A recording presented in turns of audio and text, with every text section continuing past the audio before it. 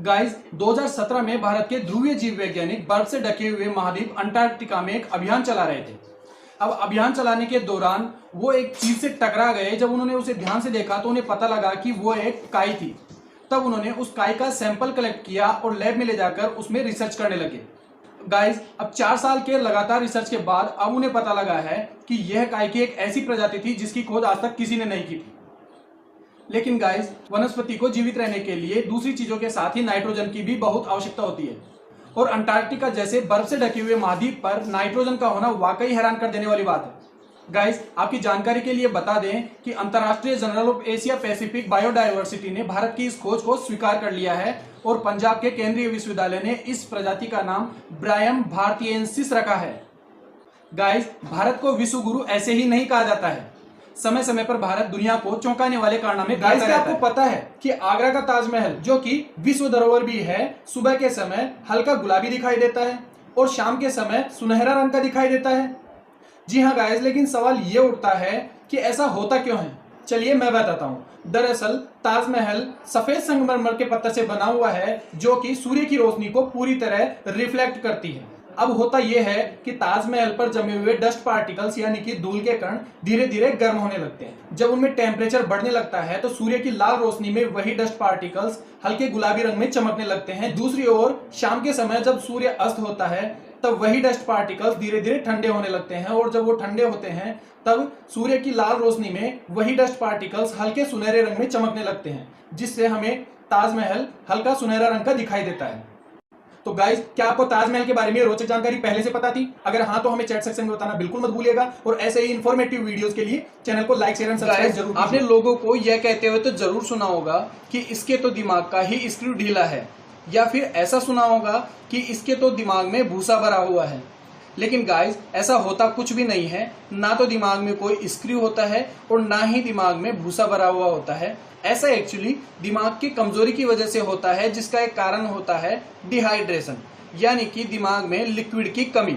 जी हाँ गाइस, आपकी जानकारी के लिए बता दें कि इंसान के दिमाग में टोटल 73% लिक्विड होता है, जिसमें से केवल 2% लिक्विड भी अगर कम कर दिया जाए तो इंसान का दिमाग कमजोर होने लगता है, और जिससे ध्यान व एकाग्रता की कमी होने लगती है और मेमोरी बिल्कुल कम होने लगती है। गाइस, क्या आप स्वास्थ्य से जुड़ी ये जानकारी पहले से जानते थे?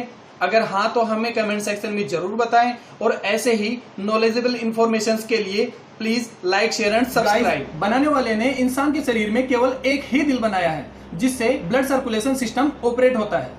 लेकिन इस धरती पर एक जीव ऐसा भी है जिसके शरीर में एक नहीं, 2 नहीं, बल्कि 3 दिल होते हैं। जी हाँ गाइस, और उस जीव का नाम है ऑक्टोपस। अब सवाल ये उठता है कि ये 3 दिल ऑक्टोपस के लिए क्या काम करते हैं। गाइस आपकी जानकारी के लिए बता दूं कि ऑक्टोपस के शरीर में 2 दिल गलफड़ों के पास में स्थित होते हैं, जो कि ब्लड पंपिंग के साथ ही गलफड़ों से आने वाली ऑक्सीजन को ब्लड में मिक्स करते हैं, और बाकी एक दिल उन दोनों दिलों के बीच में सेट रहता है, जो कि उन दोनों दिलों से ऑक्सीजन युक्त ब्लड को लेकर शरीर के बाकी हिस्सों में पहुंचाने का कार्य करता है। और इस तरह ऑक्टोपस के तीनों दिल काम करते हैं। तो गाइस, क्या आपको ऑक्टोपस के बारे में रोचक जानकारी पहले से पता थी? अगर हाँ तो हमें चैट सेक्शन में बताना बिल्कुल मत भूलिएगा, और ऐसे ही इन्फॉर्मेटिव वीडियोस के लिए हमारे चैनल को लाइक शेयर। बारिश के समय आसमान से किन किन चीजों को नीचे गिरते हुए देखा है? जाहिर सी बात है आपका जवाब होगा पानी की बूंदे या फिर बर्फ के टुकड़े। लेकिन सवाल ये उठता है कि क्या आपने बारिश की तरह आसमान से हीरे यानी कि डायमंड्स को नीचे गिरते हुए देखा है? जी हाँ गाइस, वैज्ञानिकों का मानना है कि सैटर्न यानी कि शनि ग्रह और बृहस्पति ग्रह पर हीरो की बारिश होती है। एक्चुअली इन दोनों ग्रहों के वायुमंडल में कार्बन अपने चमकदार क्रिस्टलीय रूप में बहुतायत में उपस्थित है, जो कि वायुमंडल में होने वाली परिवर्तन के साथ ही बारिश की तरह ग्रहों की सतह पर गिरते हैं।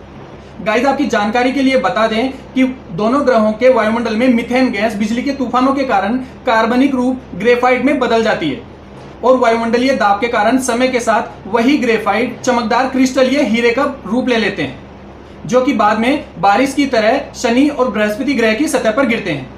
तो गाइस, अगर आपको हीरो की बारिश देखनी है तो बृहस्पति और शनि ग्रह पर जाना होगा, और अगर आपको इसी तरह के और इन्फॉर्मेटिव वीडियोस देखने हैं तो हमारे को स्कूल, कॉलेज या फिर ऑफिस में हाई हील्स वाले शूज पहनकर जाने के लिए कहा जाए तो क्या वो ये कर पाएंगे?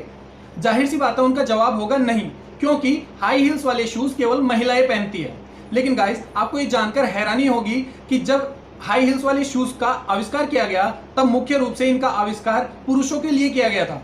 एक्चुअली हाई हील्स वाले शूज को सबसे पहले 10वीं शताब्दी में फारसी सैनिकों द्वारा पहना गया था।